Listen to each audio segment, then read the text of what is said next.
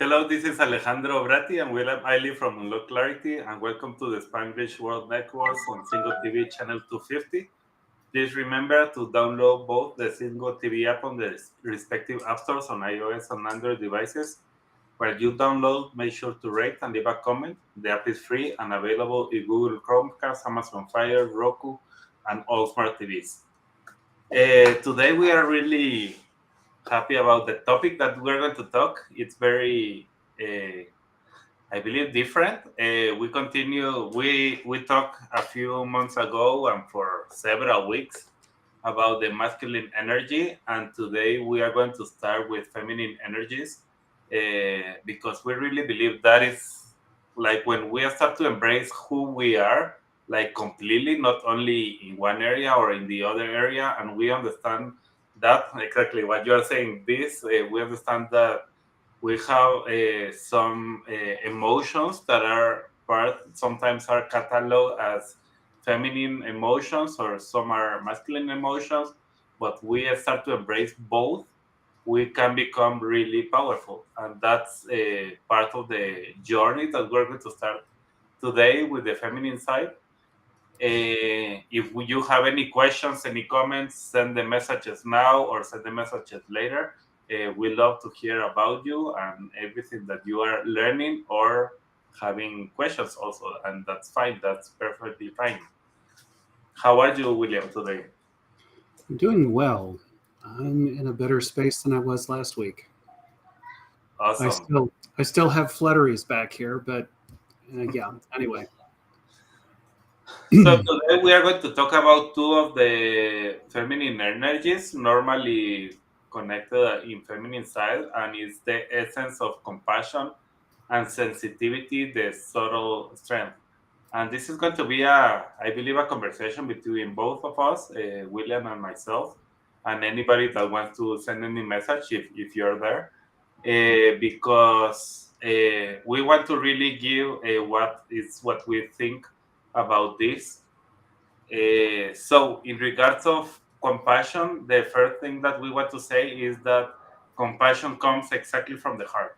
That's the first part that we want to say, and everybody is something that it's like part of our humanity. We can feel for others, understand how others are suffering or having something good, even desire to alleviate that. And really, I can connect with that a lot when I can see my wife, for example, having any big trouble in any situation. It's like, okay, how I can help her? I want to help her, and it's like, but it's not my responsibility. No, but I have to do it, and you sometimes we have that mix, and that is part of this essence of compassion, how I can connect with myself. And there is a saying from Carl Jung that we found when we were preparing this topic, is the most terrifying thing is to accept oneself completely. And that is really powerful because it's like, okay, sometimes we are focusing on accepting everyone. It's like, oh yeah, I want to accept that person, that person, that person. But we don't focus on ourselves and who we are, start to embrace who we are. And that's exactly what we are talking about in this unlock clarity. How we can embrace ourselves, even those areas that, oh, we feel that they are weak. And that's why I don't want to talk about compassion, because that is going to show a weakness in myself. And that is not weakness, it's you. And start to embrace that yourself completely can change everything. Um, sometimes though the trauma of being shamed for having compassion or sensitivity or whatever overwhelms the human ability to accept ourselves. mm, That's one of those challenges. I mean, yeah, it's one thing to say just accept yourself, and it's another thing to do the work that comes along with doing it. It's been a 30-year odyssey for me of recovery and energy work and all kinds of things to be at this level of accepting myself. exactly. And for example, that's when we talk about this part, like the most terrifying thing is to accept oneself. The Yes. first thing that is going to start to help us face this fear is compassion. That is the thing that is going to help us, like, okay, I have to accept even the vulnerable part of myself, because when I embrace that vulnerable part, I can start to accept others, I can start to connect with others. I like everything changes in my life. But to start with myself, to start with understanding who I am, like what are even the things that I don't want anybody to know, and all the fears that we can bring from ourselves. So that starts to connect everything. If we can connect with ourselves and we want to create faces or masks of who we are, that is exactly what stops us to be like our true power.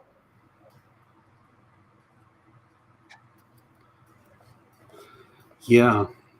And it even makes it more difficult to be in community. I mean, because if we aren't compassionate with ourselves and we do put on masks, then uh, what if someone figures out who I am?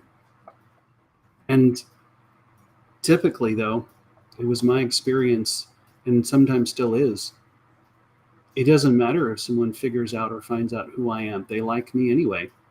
It was just me that built up the idea of, oh my God, they won't like me because I don't like me. And most of the time, I'm dead wrong. Like a 44 Magnum to the head, dead wrong on whether people will like me or not. It's incredible. Yeah, normally it's part of our own thoughts and everything that we have in our head and how we are seeing the world and the color that we see the world. It's that's what we are showing. It's like what is our glasses is, and when you are sharing a lot of hate or a lot of bad things, it's like something inside is killing us. And when we start to have compassion with ourselves and start to face anything that is happening inside, and we are open to even ask for help or ask for somebody to okay understand what is happening here. I don't know what to do, or feeling start to feel the feelings. Things start to happen. Yes, they do. And it's nice and it's scary all at the same time. And that's where we connect with the second one, the sensitivity. Sensitivity. And the thing is, being male and knowing how to chop wood and weld and build a house and quilt and draw and all kinds of things. Um, I learned to call myself a sensitive because that is my category of human, and one of them anyway. And so it's far from being a weakness, because that's typically what people call sensitivity, as being weak. It actually allows me to understand better who someone is and treat them the way they want to be treated. I can understand in a moment what someone needs, because the iron rule is do unto others as you would have them do unto you, and the golden rule is treating others the way they want to be treated. And so with the sensitivity part, that allows me to do that.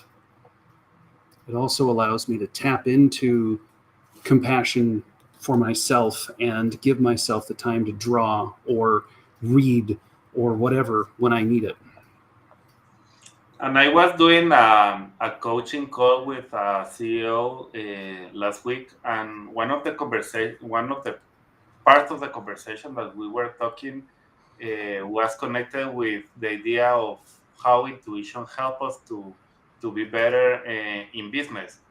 And it's like, but how that can help me to be better in my business? I am a CEO. I don't know what to do. I understand maybe intuition is good, but and we started to talk a little bit about sensitivity, specifically what we are talking here. And he started to tell me that he learned now how to sense everything that was happening in the room when he was in a room with more people, and he can feel what is happening between the people, and that's is how what allow him to say exactly what he needs to say at what moment and everything. And I was like, when he started to describe how he was talking about that in a room when he was with clients and or with a stakeholder or with other people, and he was telling me, I told him like, okay, that is exactly what we are talking about, and that is exactly what we are talking about here is having the sensitivity to know like, okay, it's not only what I think, but I want to feel what is happening in the other person, the other people that is here. And he developed that sensitivity in the business environment. You can do it in other places also, but that is how you start to understand how to perceive the world like more profoundly. Yeah. And I love this other quote from Mr. Young as well. Your visions will become clear only when you can look into your heart. Who looks outside dreams, who looks inside awakes. Mm. And for me, that was powerful because um, the looking inside allowed me to do the self awakening and the understanding, and even the enlightenment part. Even while sitting on a tractor raking hay for my dad, um, it can happen anywhere. And yeah, it's getting learning to see and understand the essence of the experiences, and everyone is just profound. And this is awesome because really this is the reason we have this program, Unlock Clarity. At the end is we want to help people to awake that person inside of you, awake anything that is happening inside that is telling you, okay, you are called to something bigger, you are called to transform the world, you are called to have purpose and to enjoy life and enjoy everything around you. But you we are so in the middle of our thoughts and everything that is happening around us and all the situations that are happening and what is happening with this and the government, and we start to be so involved with everything outside, and that's why this talking is very good, like who looks outside dreams or who looks inside awakes. Why we need to awake? Because that's where your inner power is, like that's where you the real you is. And that's why it's absolutely important at this moment in time to go inside, to wake up, to see clearly whatever you need to see clearly. and, Because, yeah, and it's everywhere. At the end, it's inside churches, inside business, inside communities, inside everywhere. When you start to listen and you have the compassion to understand what is inside of you, and you are open even to, okay, I don't know how to start to look there, I need some help, we are here to help you, and that's exactly what we do.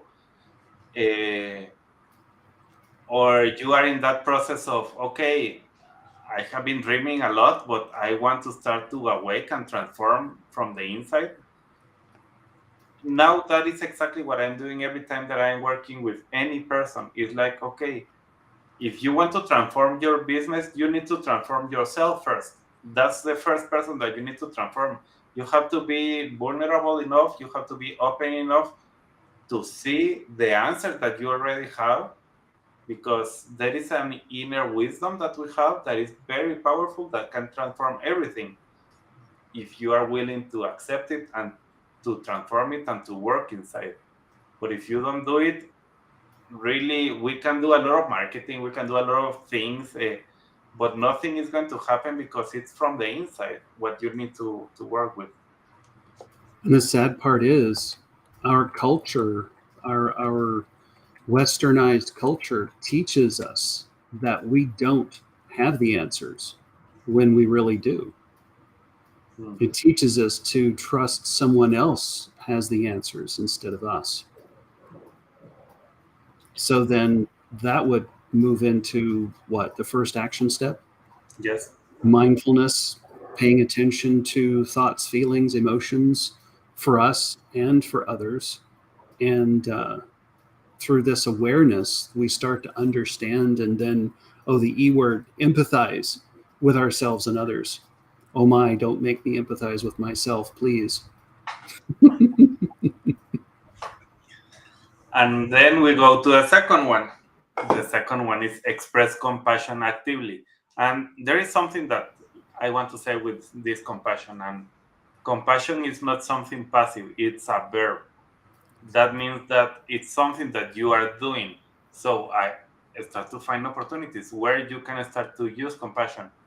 It can be in your home with your kid, with your wife, with your parent, with your somebody how who you can start to express some compassion and start to have like some supportive words, some kind gesture, something that you can do with them that can help them to really start to awake. And a thing that just occurred to me is the use of compassion as a verb would move into some of our other shows of non judgment. And so when we show compassion, we move into non judgment and we stop calling things names. And in that space, we can honor our emotions. And because a thing that I had to remember and learned in therapy was their emotions. They can't kill me unless I act on it and pick up whatever and do something with it. And it, yeah, this was a thing that I learned years ago is to, if I'm feeling something, feel it deeply. Go off into that rabbit hole of depression, of despair, of joy, of anger, of whatever, because it can't kill me. And if I feel it deeply, I process it like a child would and move on. And it's no longer bothering me. And so, yeah, that's how we gain the strength that is part of sensitivity. The other one, and this is key if we want to practice compassion or sensitivity. If we can't hear people, if we don't listen to them, and this is like we are talking about listening like martial art, like we are so good at doing it, like practicing the empathetic listening, that you can start to use it to cultivate compassion and sensitivity. If you are not able to listen and you don't want to listen, nothing is going to happen. But when you start to listen carefully and start to understand, okay, what are the words? Let me see what is the world that William is painting right now with his words. I can start to understand, oh, he's coming from this part, he's coming from everything that is happening here. Maybe he's hurt in this, he has a trauma here. I don't know, something that is creating that is going to start to create like more understanding, honoring the emotions, and more things. And with the understanding comes the ability to balance the two. Um, yeah, it does. Compassion does not mean taking on other people's suffering. And sensitivity does not mean being overwhelmed by the emotions. And as an empath, that's a challenge. So, learning how to let go of other people's emotions, even if it means I have to feel them as if they were my own and then let them go, that's when we can harness the qualities that serve us, that nourish us, that contribute to our overall well-being. And an ideal thing is not taking on other people's emotions as our own to begin with. So that is going to be the end of the show. You got anything, Yeah. you got anything to end with?